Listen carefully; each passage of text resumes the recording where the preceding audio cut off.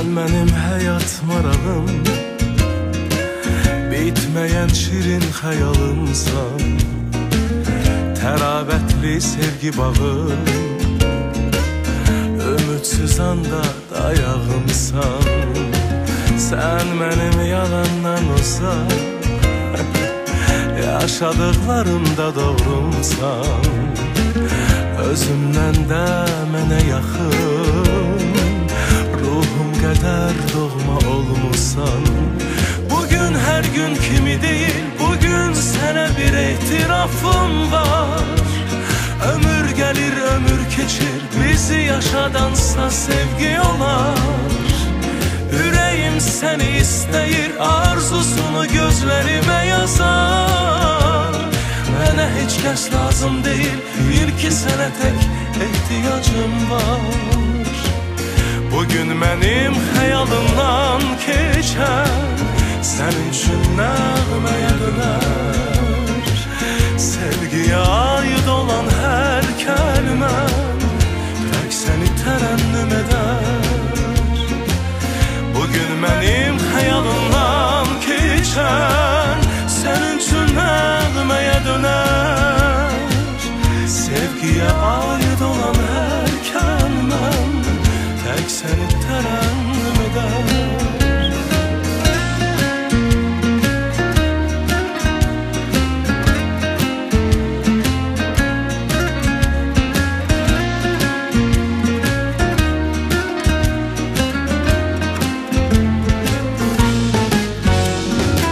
Sen benim hayat marağım,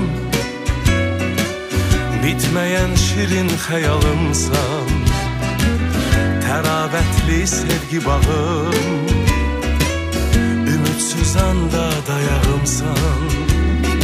Sen benim yalandan uzak, yaşadıklarımda doğrumsan. Özümden de mənə yaxın, ruhum kadar doğma olmuşsan. Bugün her gün kimi değil, bugün sana bir itirafım var.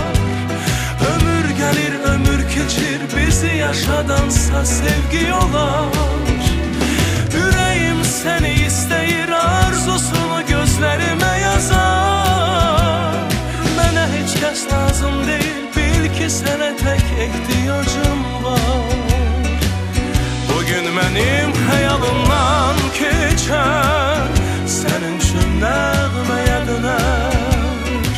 Sevgiye ait olan her kelimem tek seni terennüm eder. Bugün benim hayalımdan geçer, senin için nəğməyə döner. Sevgiye ait olan her kelimem tek seni terennüm eder. Sevgiye ait olan her kelimem tek seni terennüm eder.